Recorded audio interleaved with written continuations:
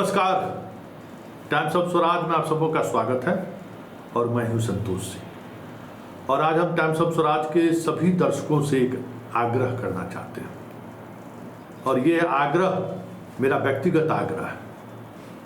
यह आग्रह एक पत्रकार का है।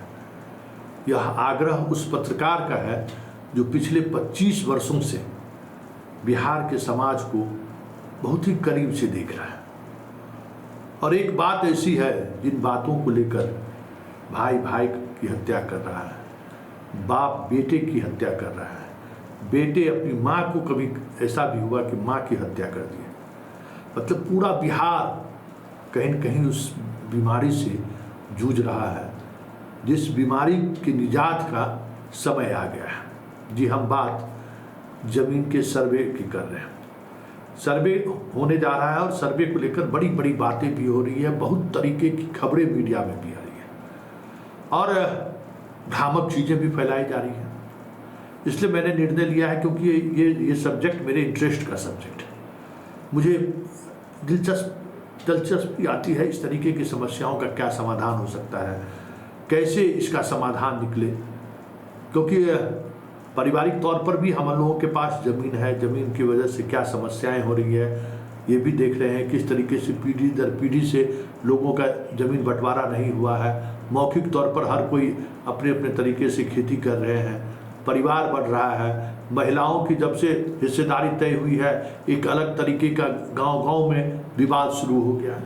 कई बिंदु हैं जिन बिंदुओं को लेकर हम एक पत्रकार के रूप में भी सोसाइटी में क्या हो रहा है ये देखते रहते हैं। एक सामाजिक व्यक्ति होने की वजह से भी हम इन चीज़ों को, क्योंकि हम खुद खेती करते हैं तो उन चीज़ों को और करीब से महसूस करते हैं कि सीओ ऑफिस से लेके पंचायती राज व्यवस्था में बड़े बदलाव के बावजूद भी सीओ की भूमिका, पंचायत सेवक की भूमिका, डीसीएलआर की भूमिका, क्या कुछ चल रहा है, रजिस्ट्री ऑफिस में क्या हो रहा है, इन सब सिस्टम के इन तमाम जितने भी आयाम हैं उसको हमें करीब से देखने का मौका मिलता रहता है। खबरों के सहारे ही व्यक्तिगत लोगों को कुछ कठिनाइयाँ हुई तो उस वजह से भी समस्याओं को समझते रहते हैं।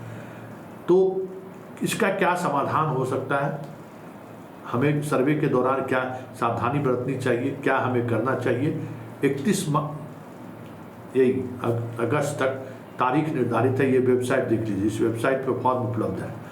फॉर्म फिलअप करके आप ऑनलाइन जमा कर दीजिए कि आपके पास क्या ज़मीन है, कैसे ज़मीन आपको प्राप्त हुआ, ज़मीन का खसरा खाता नंबर क्या है, मौजे नंबर क्या है, सब कुछ आप 31 अगस्त से पहले उस पर डाउनलोड कर दीजिए।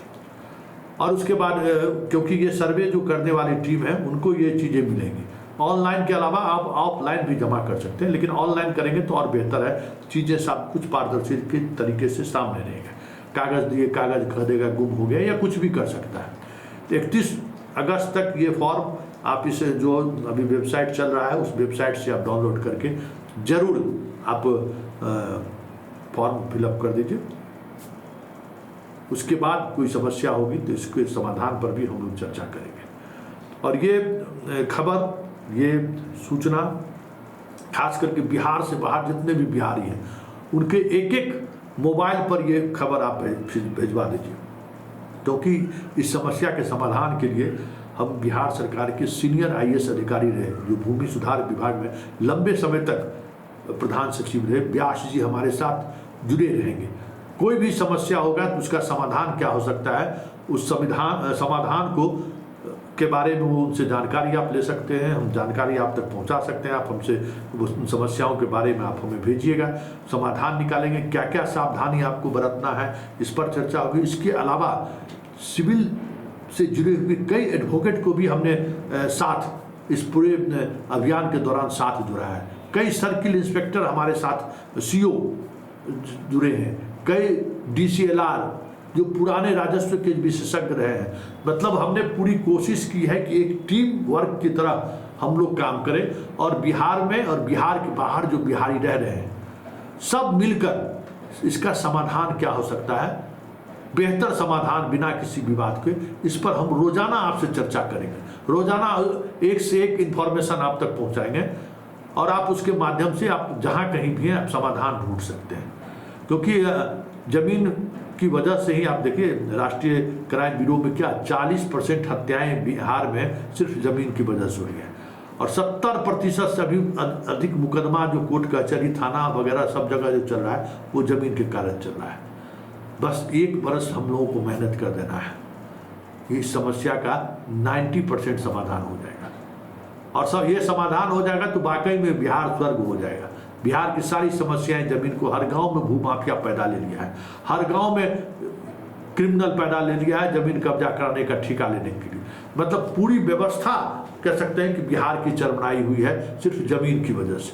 तो हम लोग इसको एक अभियान के तौर पर लेंगे कि आपको परेशानी भी ना हो, आपको किसी दलाल के चक्कर में भी ना पड़े, आपको कोई मिसगाइड नहीं करे, परफेक्ट। क्योंकि इस पूरे कार्यक्रम के दौरान कई जिले के जो इसको मॉनिटरिंग करने के लिए जिन्हें जिम्मेवारी दी गई है सीनियर ऑफिसर्स को, वो भी हमारे संपर्क में है, उनसे हम डायरेक्ट आपकी समस्याएं भेज सकते हैं, उसका क्या समाधान हो सकता है वो समाधान हम आप तक पहुंचा सकते हैं।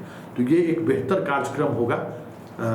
कल से ये नियमित कार्यक्रम होगा, क्या क्या सावधानी बरतनी है उससे पहले। लेकिन 31 तारीख को, इसी 31 अगस्त तक आपको पूरा डाटा जमा कर देना है, फिल कर देना है ऑनलाइन कि क्या क्या उसमें आपके पास क्या ज़मीन है, ज़मीन कैसे आपने हासिल की है, दस्तावेज कितना ज़मीन है, सारा डिटेल्स जानकारी ब्यौरा आप उनको इस ऐप के माध्यम से आप दीजिए।